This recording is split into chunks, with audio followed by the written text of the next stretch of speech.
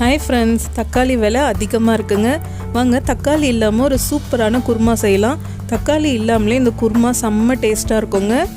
குருமா பண்ணுறதுக்கு நான் இன்றைக்கி கேரட்டு, பீன்ஸு, காலிஃப்ளவர், கொஞ்சம் காராமணி வேக வச்சு எடுத்துருக்கிறேன்.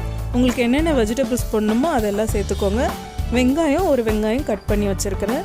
குக்கரில் தேங்காய் எண்ணெய் ஊற்றிருக்கிறேன். தேங்காய் எண்ணெயில் குருமா செய்யுங்க, செம்ம டேஸ்ட்டாக இருக்குங்க குருமா.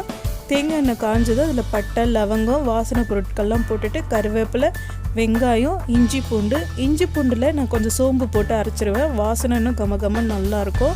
இஞ்சி பூண்டு வெங்காயம்லாம் ஒரு நிமிஷம் வதங்கினதும் நம்ம கட் பண்ணி வச்சுருக்கிற வெஜிடபிள்ஸை சேர்த்துக்கலாங்க. வெஜிடபிள்ஸ் ஒரு நிமிஷம் நல்லா கலந்து விட்டுட்டு மிளகாத்தூள், மஞ்சள் தூள், உப்பு சேர்த்துக்கலாங்க.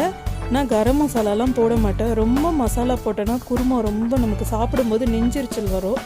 அந்த போட்டிருக்க பட்டை லவங்கமே நல்ல வாசனை கொடுக்கும்.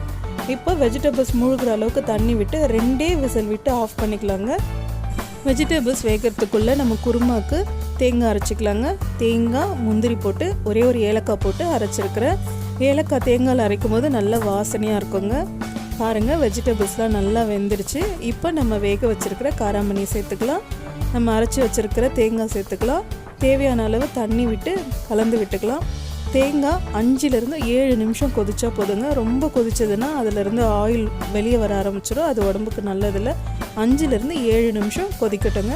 இப்போ கொதிக்க ஆரம்பிச்சிருச்சு. ஒரு மூடி போட்டு மூடி மிதமான தீ வச்சு 5 நிமிஷம் கொதிக்க விட்டு எடுத்துக்கலாம்.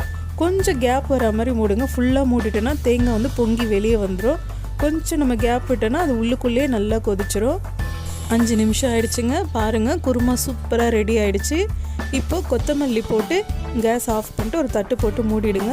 அந்த கொத்தமல்லியோட ஃப்ளேவர் ஃபுல்லாக குருமாவில் இறங்கிடும். நல்லா மணமாக இருக்கும். அவ்வளோதாங்க, தக்காளி இல்லாத சூப்பர் குருமா டேஸ்டியாக ரெடி ஆகிடுச்சுங்க.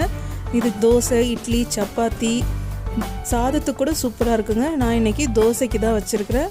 பாருங்கள் எவ்வளோ சூப்பராக இருக்குது. நான் இன்றைக்கி டின்னருக்கு தாங்க ரெடி பண்ணிகிட்ருக்கேன். இது சோள தோசைங்க. சோள தோசைக்கு நம்ம வச்ச சூப்பர் வெஜிடபிள் குருமாவோடு சேர்த்து சாப்பிடும்போது செம்ம டேஸ்ட்டாக இருந்ததுங்க. நீங்களும் உங்கள் வீட்டில் இந்த குருமாவை ட்ரை பண்ணி பாருங்கள்.